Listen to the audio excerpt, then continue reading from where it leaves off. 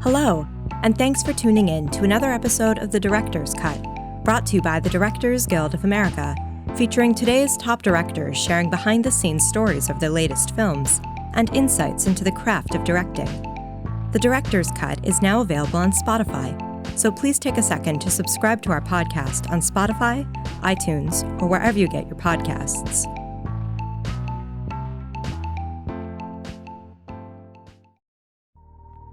This episode takes us behind the scenes of director Rob Marshall's new musical fantasy, Mary Poppins Returns.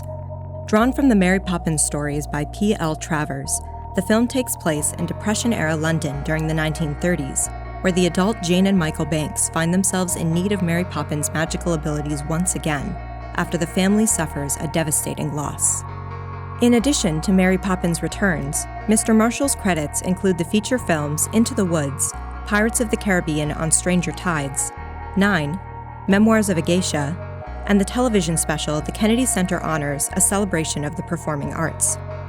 He won the DGA's Feature Film Award for his 2002 film Chicago, the Musical Variety Award in 2006 for Tony Bennett, an American classic, and was nominated for the Guild's Musical Variety Award in 1999 for Annie. Following a recent screening of the film at the DGA Theater in Los Angeles, Mr. Marshall spoke with director Ron Howard about filming Mary Poppins Returns.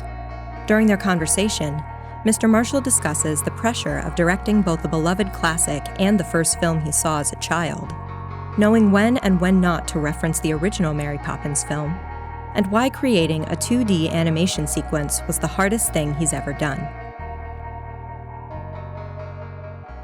Congratulations.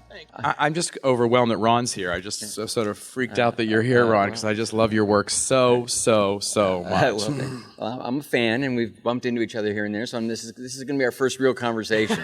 It's true. Really remarkable, and I have so many questions, and I'll try to leave a little bit of time for some questions from you folks.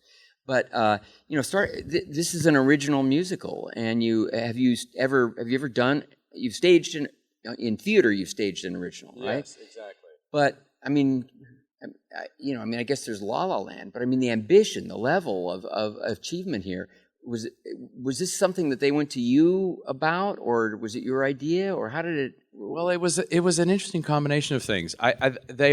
Disney knew of my interest in Mary Poppins. I knew there were 8 books. I knew there was material. I thought at some point there would be a sequel. But I never knew it was possible because of the fact that P.L. Travers' estate was so famously protective of the material. And so it never really was a possibility until I had finished Into the Woods with Disney, and there was this little door that was pushed open a little bit. And they basically said, if you're interested, they'd be interested in exploring this. So I thought, okay, careful what you wish for, because then I thought it's so daunting to consider the possibility of following that perfect first film. But it was my first film that I saw as a child. I saw it when I was 4 years old. I remember it so well. I remember the beauty of it, the magic of it, the wonder of it, all of those things, But I thought to myself, if anyone's going to do it, I want to do it. I know that's insane, but I really thought that. I thought, if anyone's going to do it, I want to be part of that, because I wanted to be part of, in a way, protecting the spirit of the first film and making sure that when we moved into this original new musical, that was continued in a way, carefully. With great thought and care. I wanted to protect it in that way, but I also wanted to create something new. I'd never done, as you just said, I'd never done an original musical for film, which is, my favorite musicals are those musicals from the golden era, like Singing in the Rain, in Bandwagon, and Meet Me in St. Louis, the movies that were created specifically for film, musicals that were specifically created for film. So I never had that chance, because all the musicals I'd done had come from stage. Is this story from the books? Is this an extrapolation, or how did you have a story credit on the? Yeah, well, what's interesting is that the books are episodic. There's no narrative to them, any of them, all 8 of them. So they were incredibly helpful in choosing adventures, like the adventures and the musical sequences. And so we worked through all of them, myself, John DeLuca, and David McGee, worked through each one of them, and then eventually Mark Shaman and Scott Whitman, to sort of cherry pick our favorite, adventures that we thought could be musicalized, and characters too.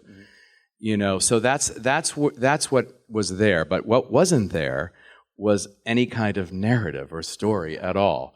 So what helped me find my way into this, because the question is, when you're doing this and you're inheriting this extraordinary film, you have to find a new path for yourself at the same time. So I was looking for an original story. And that story came to me by looking directly into the books in terms of the time period, because the books were written in the Depression era, in the 30s. Mm-hmm. The Walt Disney film was set in 1910, and I think Walt Disney chose to do that. It was a more innocent time. But I was intrigued by this Depression era because it felt in a way more present to me, somehow more current, because it felt, dealt with people struggling. You feel it in the books. Right. They talk about the bank being broken. You feel it in between the lines in the books. They talk about 17 Cherry Tree Lane being the shabbiest house on the street, and that Mrs. Banks had a choice between fixing up the house and having children. You get a real sense of the Depression era.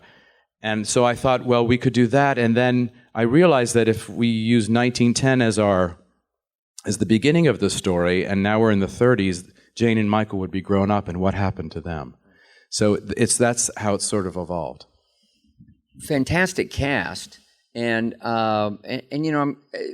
you'd worked with Emily before, right? Yes. Lynn, of course, understands musicals very, very well. Just a little bit. But does Emily? I mean, I know you worked with her in Into the Woods, and Meryl.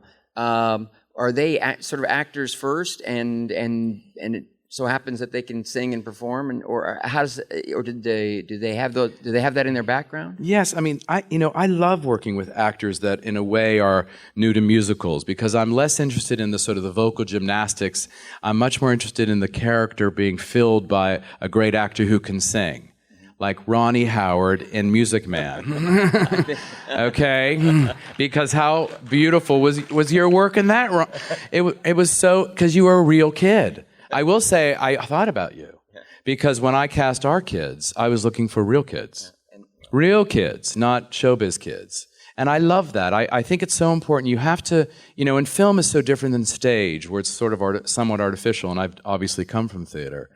But in film, you can't really hide, so there has to be an authenticity to what they do. And the thing about Emily is, she was honestly the only person I thought of for this role. I mean, I just finished Into the Woods, and the first person I thought of was Emily. I said, Emily can do this. Emily, because she has the range as an actor. She's so funny, but she also can play the depth of the character and the warmth of the character, and can sing and dance, and she's British, sort of like this it was all these wonderful things. And Lin-Manuel, it was actually John DeLuca's idea. John said to me, what about Lin-Manuel? And I thought, this is such a great idea. And I met with him. It was in between shows at Hamilton. So he was wiped out. But here's what I felt from him right away. He's so authentic, and he has such an enthusiasm, literally a childlike sensibility. And I honestly thought, well, there's Jack. Because I needed an optimistic, pure spirit, which is what he is. He's so effervescent. Everything about him is so, very childlike in a way. He's not jaded, which is insane coming from the theater. You'd think he'd be so jaded, but he's just not jaded. And I just love, and I just saw that he could bring that to this. And so that began our cast. And then Meryl, I said, Meryl, would you ever consider playing a small role? The character in the books is actually a man, Fred Turvey. And so I said, but we're thinking, and then he has a love interest named Topsy. So we just kind of flipped it around. And I said, would you ever be interested? And she goes, what took you so long to ask me? I was like, and then she said, yes, of course. And Ben Whishaw is a fantastic. Ben Whishaw. Yeah. I mean, worked with him. Ben's extraordinary, isn't he? He said Mary Poppins is the reason he wanted to become an actor. I found as I was working on this that it was the movie is so deep in people's hearts and souls. I'm sure it's true here. I know it's true because I knew that when we were working on this that everybody who was part of it, the entire team, needed to somehow have it in their blood because the bar was so high. We're reaching so high to follow in those beautiful footsteps and create something completely original at the same time. Well, and thank you for finding a way to get Dick Van Dyke into. That was a total joy, a total dream come true. That was a childhood dream come true. He was my hero. Period. The end. From everything, from Bye Bye Birdie, Dick Van Dyke Show, Chitty Chitty Bang Bang, all of it. Mary Poppins, all of it. And I couldn't believe he said yes. I couldn't believe that when we walked on the set, he actually grabbed my hand, Ron, and said to me, I feel the same spirit here on this set as I did on the first film. And then I thought, well, that's it. Just take me right now. Just kill me. Because that was like a total full circle. And when he did that monologue with the kids, when he tells the story about the tuppence and so forth, and we were just talking about this before. You were talking about some of the strains of music, yes. Themes from the original themes, and I was very strategic about when to use them because you can abuse that very quickly. So I wanted to wait to most of it till towards the end of the film when I felt we'd earned it.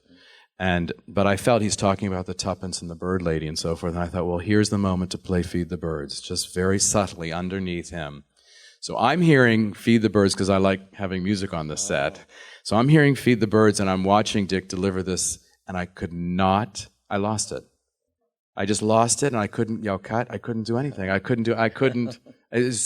just sort of stopped because they were like, I guess it's over. I mean, I was beyond moved.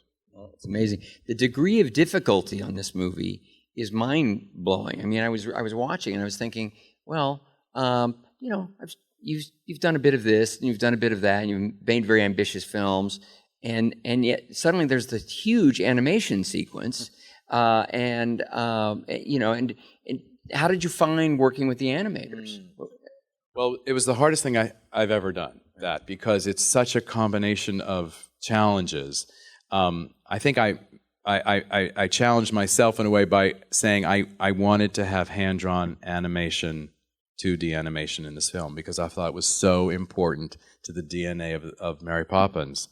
I used myself as a barometer the whole time. I thought if I was coming to a sequel, what would I want to see?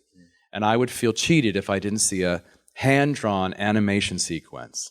So, of course, that was hugely complicated, but it was worth every second. We actually had to take animators out of retirement. Really? To do this, a majority of them. Yeah. Because it's kind of a lost art. Yeah. Although I was very encouraged because we had over 100 animators, and some of them were 20-somethings who are much more interested now in learning the old school Disney, classic style animation. But the layers of that were so complicated because you are working with original music and dance arrangements and choreography, and I choreograph too, so because I come from that. And so John DeLuca and I are choreographing, and we were, everything has to be choreographed, every little section, every little animal, every penguin is all choreographed, and you have that, but you also have visual effects because you're combining the camera moves into the hand-drawn world. It's really remarkable, and I was wondering that about the choreography because did you choreograph it with people and then video it and then give it to the animators, or how did you actually come up with the choreography literally? Such a great question, Ron. You know what? The only way I knew how to do it was with people. So what I did was I found the smallest dancers I could find in London. I mean, I know it's ridiculous, but and they were penguins. And I choreographed them, and we would shoot it 3 times. So we would have, let's say, Emily and Lynn and the reference dancers in green, against green. Right. And then they would step out, and then I would just have Emily and Lynn dance, and then they would step out, and then I would just have the reference dancers dance so the animators knew what to draw, But the great thing was when we were shooting it, because we had rehearsed it we rehearsed for over 2 months. It's the only way I know how to do something like this because there's children involved too, know. So you really need the time. And I think, I always find this for me, and maybe it's because I come from the theater, but I always find that if I have that time, a company is created and everybody's on the same page and people aren't flying in on the day and we all sort of know what the tone of the film is, because a film like this, it would have been very easy to send it up and wink, wink. Right. Here's what we're doing. And I really wanted to hold on to the truth of the story and so that you care about this family and you believe in them as you watch them. Well, I have friends in theater, and they talk about workshopping musicals. A couple of people I know, sort of were in new musicals, and for years through a cycle. It's forever. Well, so my question about this was, as I was watching it, what was your process in terms of determining? Yes, that's the song. Yes, this is the story. Yes, this is the choreography, and then you have VFX and animation on top of it. So how long were you on it? How long were you committed to it? And what were those steps? Did any of it relate to what you would do in the theater, or was it all different because it's a movie? Such great questions, Ron. It was 3 years altogether. We started just with myself and David and John just coming up with a story. Then we brought Mark Shaman and Scott Whitman in to figure out where the songs go. And that's actually one of the most important elements, because there's nothing worse than a musical where it doesn't feel seamless. Like where it's starting to, if someone starts to sing and you have that embarrassing moment where you think, oh my God, please don't sing. Why are you singing? It's horrible. and I know that feeling. And because the song hasn't been earned and it doesn't come out of story. It should come out very naturally out of story. So we spent a long time figuring that out. And then we did a writer's workshop. We had cast Lynn and Emily by that time. We had just had them and then a series of New York actors where we were trying different songs and scenes and working that out, because you're absolutely right. You don't have, in a film, you don't have out of town and you don't have preview performances. You don't have any of that. So when you're doing that phase, yes. How far were you from shooting? Okay, so we were 9 months from shooting. Right. So then we that was really helpful. And I asked Disney to stay away, which is a hard thing to do. And I will say they were incredibly collaborative, because they understood that I needed the process. Because if they come, then it's a show. Right. And I have to do a show, and here's the show. And it's like, we're not ready for the show. Like, people don't understand that process is everything. It takes time. And so then we found out what we needed. And then I had 2 months and then I started prepping in Shepperton, at Shepperton Studios in London, with all my team and so forth, just prepping for it. And then we had the cast for over 2 months. And, Lynn, for instance, had, I think, 5 opening songs, 5 different songs. Oh, really? Yeah. There was one called Just Around the Corner. It sounded like I don't know. It was meant to sound like a music hall song, and it sounded to me like a hillbilly song. Just around the corner, meet you there. I was like that, and I was like, no, it was not good. And then Emily Blunt had, I think, 3 or 4 different songs for her first song. And what is that kind of conversation with your composers? Is that frustrating for them, or is it kind of what they expect because it's a process? It's such a great, Ron, these are such great such great questions. I don't get good questions like this, okay? I just have to be honest. I set the table at the beginning with them. I said, guys, you have to understand, the bar is very high. Mary Poppins hasn't sung in 54 years. So we have to make sure. So we are going to test the material. We're going to put it out there. We're going to hear Emily sing it. And we're going to see, is this the one? And you know what helped us find her first song, which is Can You Imagine That? I asked them to slow it down and score it. So you would hear what it would sound like as her theme. And it's the theme you hear when she comes out of the sky. Bum bum ba-dum ba-dum bum bum ba-dum ba-dum bum bum. You heard it 1,000 times tonight, But I needed to know that theme would be something emotional for her entrance and so forth, because her first song will be her theme. So that was something that really helped me. Now back to the filmmaking, because it's so visual, you're dealing with everything. You're dealing with physical effects. You're dealing with digital effects. You've got the animation going. Did you do, extensive animatics, storyboards? Again, what was your organizing principle there in terms of? Well, for like the underwater sequence, which is the first adventure, and the animation, started with storyboards because and actually it was very interesting. I did a whole another workshop, just an animation workshop at the Hyperion Bungalow at Disney, which was fun because we were in that original bungalow. And all these animators from Pixar and from Walt Disney Animation, we sat around a table and we just we started talking about the animation sequence, and they would just draw and hold something up. And it was incredible because I'd never seen that before. I was like, what? And I remember a guy holding up like he said, what if a parasol turns into the music hall tent? And he had drawn it, and then I said, well, that's good, put it up, So, and so we had all these great animators, and we just sort of, by the end of our workshop, it was like all around the room. That then developed into animatics or previs because I need to see how it moved and what it would be. What's interesting is that when I'm working with previs guys, they're not used to musicals because also I'm trying to choreograph it as well. So I would say that has to happen, but it has to happen on 5. Or it has to happen on 1 and 2 and 3 and 4 and 10, you know what I mean? That kind of thing. And so it was interesting I said, guys, this is a musical. Everything has music to it. The whole thing has rhythm. So that was interesting to work with them. But that was an incredible guide. And it was a very complicated. The animation sequence probably the most complicated. Yeah. Well, that's remarkable.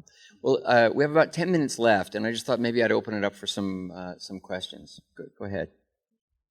Yes. So the question was, we're supposed to repeat that. Yes. Working with Mark Shaman, did you have the music? At what stage did you have the music and the score as well? Well, what happened was we first created an outline where we placed where the songs were and had dummy titles for them. So that's something that Mark and Scott did with us. We said, here is Mary's first song. It's something about, and we came up with this idea of creating, out of an everyday chore, which is taking a bath, something kids hate, an adventure, so that she makes it special and makes an everyday thing an adventure. So we would pinpoint where we felt music should go, and then once we had an outline, they started to write. The first song they wrote was Where the Lost Things Go, the ballad that she sings to the kids. They felt very connected to that song because it was about loss. I mean, the film's about loss, as we know, and as you saw, and it's about looking how do you heal a family who's dealing with not only loss of a loved one, but loss of wonder and imagination in their lives. They don't believe those things happen to them, et cetera, et cetera. So when we started working with Mark and Scott, they kind of did it out of order. But then finally they had basically and they would play it for us. And, it's that thing where you have to audition for us, And like I said, I was very honest because I just thought we have to be honest, and I want them to be honest with us. It was that kind of working relationship. And finally, we had a full score when we went into that writer's workshop with Lynn and Emily. And so when we had that full score, we tried every song. And even then, they wrote some others. In fact, so interesting, the number he sings, Lovely London Sky, like I said, we had 5 different songs. The first one they wrote was Lovely London Sky. Then they wrote another 100 million, and then we came back to that one.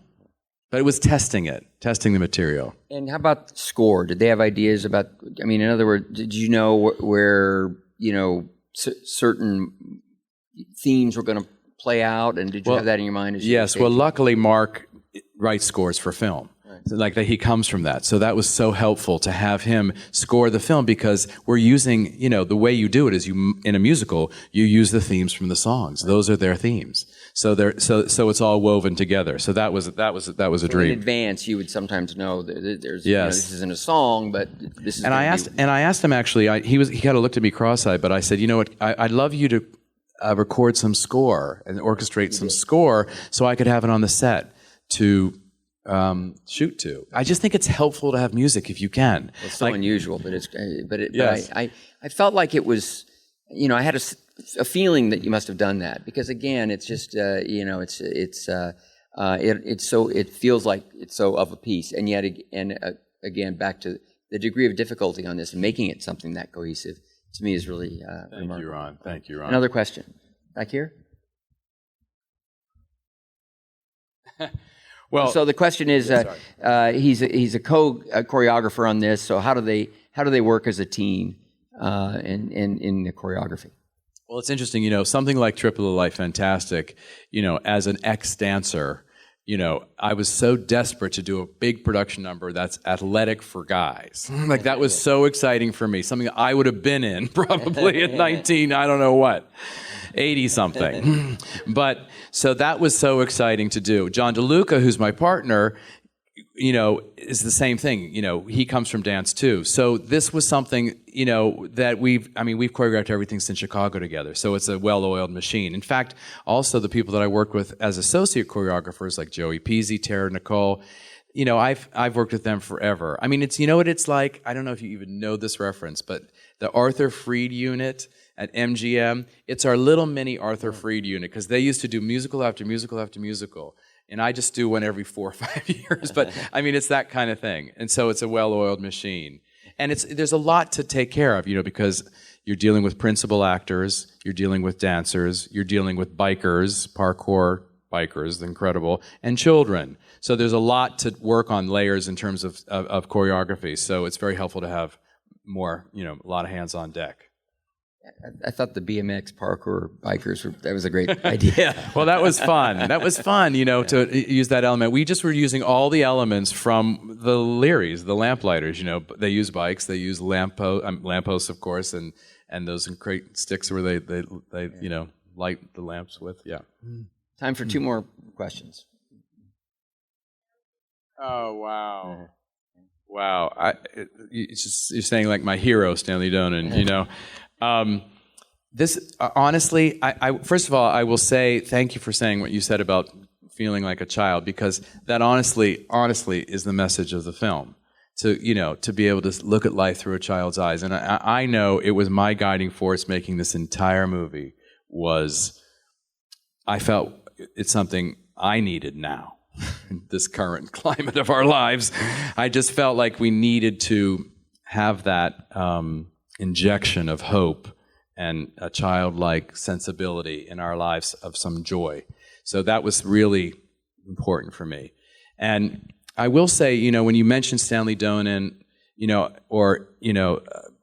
he's a hero because he was a choreographer director as Bob Fosse. This is sort of my heroes, that started in theater and moved into film and television, and I will say, this was a gift for me in a way, because to be able to do an original musical for me, something that I've always wanted to do, those opportunities just don't come up, like you said, Ron. They just don't. And so the fact that we were following in the footsteps of Mary Poppins, and Disney sort of gave me that, I felt like, in a way, a carte blanche, which I couldn't believe, to go do this. I felt so... I felt like I needed to honor that, and honor the predecessors of, that have made me. And so, and so I really threw every bit of love and, heart I had into every frame of the film. I have one more question, and then we'll ask your last one. But such a complicated movie. I've been involved in complicated movies, and it's often, you learn something once you put it together. And so now I'm kind of curious, because the preparation, the months, and the workshopping and so forth. Did you still find that once you were through it that you needed to go back and do a couple of weeks of or try a new song or anything else, or did you get it? Did you get it the first time through? Well, you know what? We had like I think a day and a half of additional photography. Wow, that's all. It was so small. Yeah. Only because I felt I needed to do all that prep work up front. And and really test the material. And that's when I did it before, because also, it was a big budget for most films, but for this film, actually, it wasn't. It's interesting. So I found myself, when I first landed in London, having to cut $40 million out of the budget. So I think our budget was like 130. But when you're working at this scale with this amount of people and locations, et cetera, it still does it. It's still, So I said, do it all now. And the truth is, there's nothing on the cutting room floor. Yeah. There's like one little tiny thing. No kidding. Nothing. That's remarkable. Nothing. Last question. It's all out of fear. Yeah. Fear and terror. Bravo. That's most over. I just got chills. Thank you. That's so lovely. Thank you so much. Thanks, everybody. And thank you, Ron. You're amazing. Thanks for listening to another DGA Q&A. If you'd like to hear more, you can find past episodes of The Director's Cut wherever you listen to podcasts. We'll have a lot more for you in the coming weeks as awards season continues, including Q&As from Peter Hedges, Adam McKay, and Ann Fletcher, so be sure to subscribe so you don't miss an episode. If you're enjoying the podcast, please take a moment to rate and review us on iTunes. We'd love to hear your feedback, and you can help fellow cinephiles find the show. Thanks again for listening, and we'll see you next time.